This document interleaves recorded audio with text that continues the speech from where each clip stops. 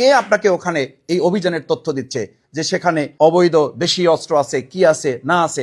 ছাত্র দলের আহ্বায়কের উপস্থিতিতে এবং তার নেতৃত্বে এই ন্যাক্কারজনক অভিযান ওসি নিজের দায়িত্বে এই কাজটা করে অবাধ সুষ্ঠু নিরপেক্ষ নির্বাচনের যে দায়িত্ব তার কাঁধে রয়েছে সেই নিরপেক্ষতা তিনি পরিপূর্ণভাবে হারিয়ে ফেলেছেন। বিগত 2024 সালের গণ আন্দোলনে আমরা এই সমস্ত ষড়যন্ত্র নস্যাৎ করে এই সুন্দর একটা বাংলাদেশ আজকে জাতির সামনে উপহার দেওয়া হয়েছে, যে বাংলাদেশের ধারাবাহিকতা 12ই ফেব্রুয়ারি নির্বাচনের মধ্যে অগ্রগামী হবে।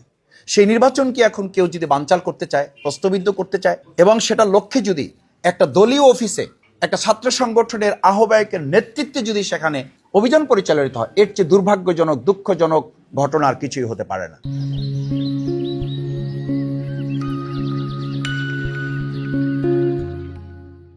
বিএনপি দলীয় যিনি প্রার্থী জনাব শহীদুল আলম তালুকদারকে যখন বিচারিক থেকে তাকে শোকজ করা হয়েছে, সরাসরি হাজির হয়ে উপস্থিত হয়ে তাকে জবাব দিতে বলা হয়েছে, এই পরিস্থিতিটাকে ধামাচাপা দেওয়ার জন্য এবং আগামী 6 তারিখের সমাবেশকে বানচাল করার লক্ষ্যে ছাত্র দলের আহ্বায়কের উপস্থিতিতে এবং তার নেতৃত্বে এই ন্যাক্কারজনক অভিযান ওসি পরিচালনা করে আমাদের গোটা বাউফলের প্রশাসনকে প্রশ্নবিদ্ধ করেছেন। ওসি আমাদেরকে এটা জানিয়েছেন যে যার মাধ্যমে যে 999 থেকে ফোন করা হয়েছে সেই আইডিটি হাইড করে করা হয়েছে।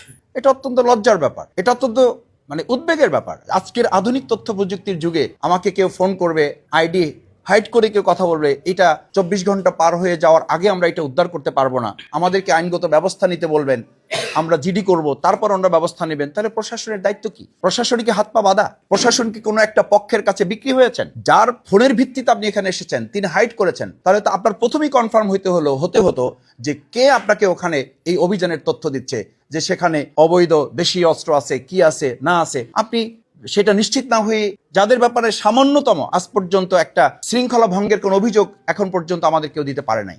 বাউফল থানার ওসি তিনি বিভ্রান্তিকর তথ্যের ভিত্তিতে তার নির্দেশে যখন এই অভিযান পরিচালিত হয়, তখন আমি প্রশাসনের ঊর্ধ্বতন কর্মকর্তাদেরকে আহ্বান করেছিলাম যে আপনারা এই গভীর রাতে একটা বিভ্রান্তিকর তথ্যের ভিত্তিতে এই অভিযান পরিচালনা করতে পারেন না, আমাদেরকে আপনারা সময় দেন, দিনের আলোতে আপনারা যা যা দেখতে চান আপনারা করতে পারেন, কোনো অসুবিধা নেই, আমরা সবাই তো আইনের আওতায়। আমাদের সেই কথার প্রতিও তারা ন্যূনতম ভ্রুক্ষেপ করেন নাই।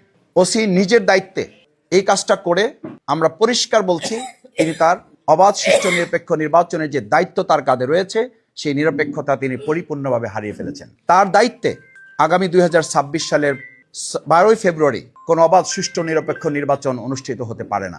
6 ফেব্রুয়ারি আমাদের যে ঐতিহাসিক সমাবেশ অনুষ্ঠিত হওয়ার কথা রয়েছে সেই সমাবেশ বাস্তবায়ন সহ অবাধ সুষ্ঠু নিরপেক্ষ নির্বাচনের লক্ষ্যে, এমনকি এই সমাবেশটিরও নিরাপত্তা, আমিরে জামাতের নিরাপত্তা যেখানে গোটা দেশবাসী শঙ্কিত এবং আশা করে তার সবচেয়ে নিরাপত্তা এখন গুরুত্বপূর্ণ অনিবার্য হয়ে উঠেছে, সেরকম একটি থানার ওসি যদি নিরপেক্ষহীনতা হারিয়ে ফেলেন, আমরা খুব শঙ্কিত হতেই হয় এবং বাউফলবাসীও শঙ্কিত, উদ্বিগ্ন হওয়াটা খুব স্বাভাবিক যে এরকম প্রশাসনের দায়িত্বে আমিরে জামাত অংশগ্রহণ করে সুষ্ঠু এবং শান্তিপূর্ণ সমাবেশ বাস্তবায়ন করার দায়িত্ব আসলে প্রশাসন পালন করতে সক্ষম কিনা।